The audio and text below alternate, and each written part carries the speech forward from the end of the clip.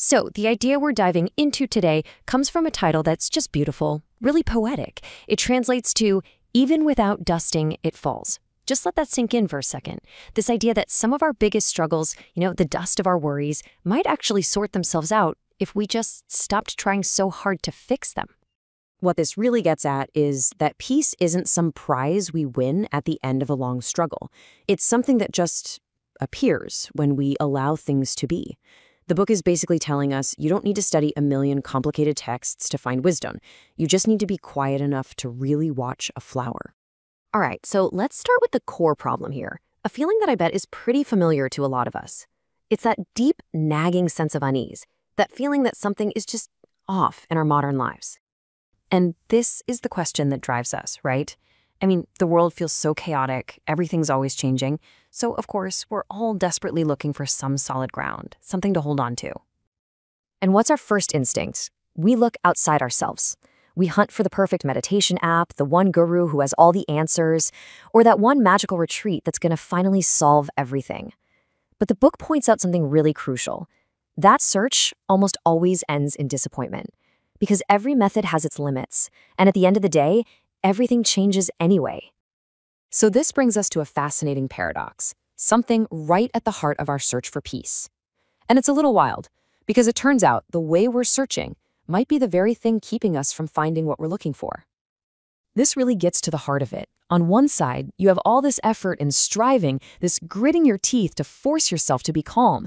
And on the other side, you have just allowing and observing, a gentle openness to whatever is happening right now. And the argument here is that all that intense effort, all that striving, it actually just pushes peace further and further away.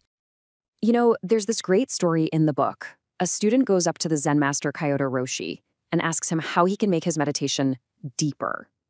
And the master just laughs. He says, "Deeper? Meditation only has one layer." The point is, our very attempt to improve ourselves is just another layer of ego, another form of striving that just gets in the way. And here's the bottom line. The second we try to change this present moment, we've already rejected it. We've decided, nope, this isn't good enough, and it's impossible, literally impossible, to be at peace in a moment you're actively trying to run away from. That frantic need to fix things is the very thing that prevents us from truly being here. Okay, so if looking outside for peace doesn't work, and striving inside for it also doesn't work, where does that leave us? Well, it leads to this really powerful realization.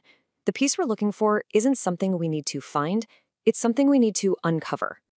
The core teaching here is that this tranquility, this peace, it's our factory setting. It's our default state. It is not some grand achievement we have to build from scratch. It's already there, just buried under all the noise of our thinking and our anxieties. And this brings us right back to that beautiful starting idea. Think of your worries like dust in a sunbeam. If you keep waving your hands around trying to get rid of it, you just stir it all up. But if you sit still, the dust just settles on its own. The book says happiness is just the natural state of your mind when you finally let it be still. So how do we actually do this? A really key idea is something called sotam, which translates to beginner's mind. It means learning to see everything as if for the very first time, without all the baggage of our past experiences and expectations. It's about really tasting that morning coffee, really seeing the sky. It makes the most ordinary things feel miraculous again. Now, I know this can all sound a bit abstract, so to make it really concrete, the book gives us 3 simple, really powerful stories that can completely flip how we see things. So the first one is about this teacher, Ajahn Chah, and his favorite glass. He said he always looked at it as if it were already broken. And that sounds a little sad, right? But it's not.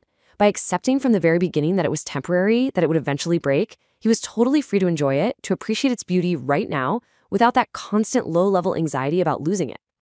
The second story is the parable of the empty boat. Picture this.